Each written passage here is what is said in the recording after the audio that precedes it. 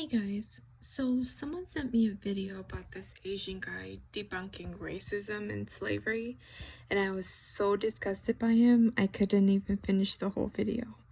I want to adjust this video to him, and I'm going to debunk his false statements about racism.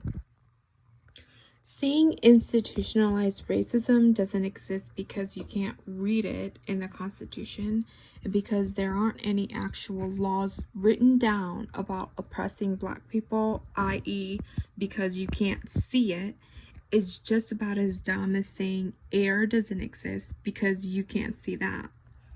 Institutional racism is a practice. White supremacists and their little pets are able to say it doesn't exist because it's not on paper. That's the whole point. It's a system that conditions society to treat a group of people with inferiority by pushing a certain negative narrative on that group. Like you said in your video, Zach, people don't do their research and they take things at face value. Well, when you have one group of people totally in charge of how they can portray another group's image, they create negative stereotypes, therefore leading to racial profiling.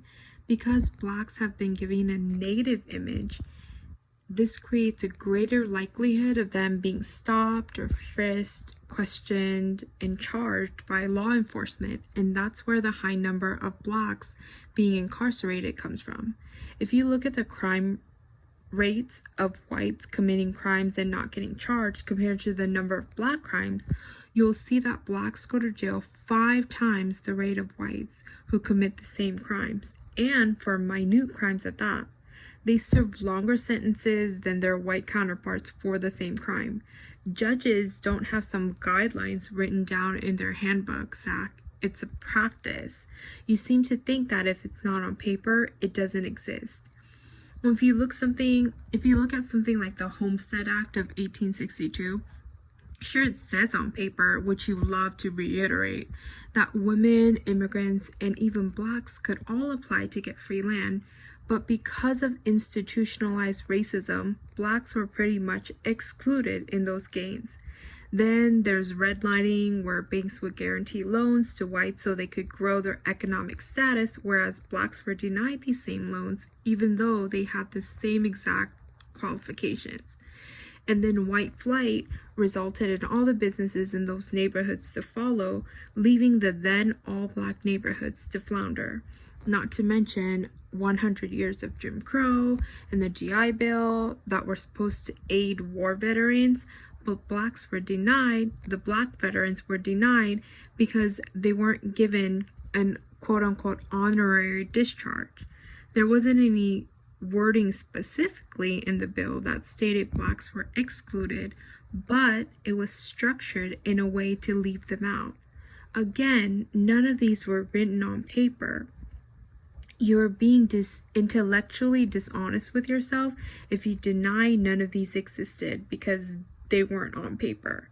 Why didn't you mention these things, Zach? I mean, since you're such an expert on racism and slavery facts. And speaking of slavery, you said there were white slaves?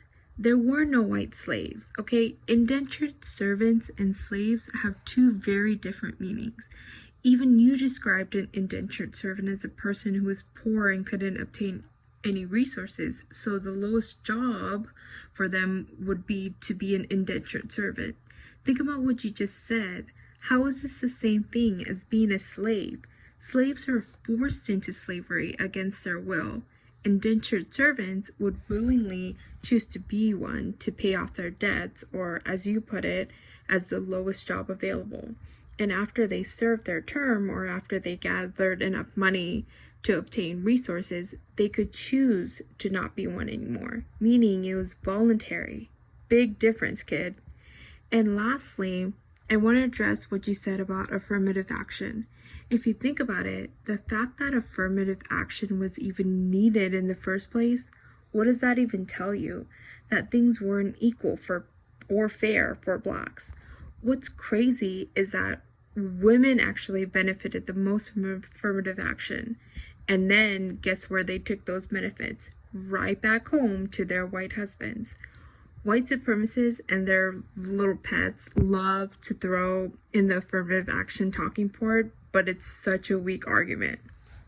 It's so sad to see someone like you hating who they are so much they feel they have to kiss white ass to get accepted. Newsflash, no matter how desperate you plead them to accept you as their own, you will never be white. It's pathetic. Have some pride for your own culture. Have some pride as a man. You think they treat you well now. Take away foreign trade and they'll show you what they really think of you.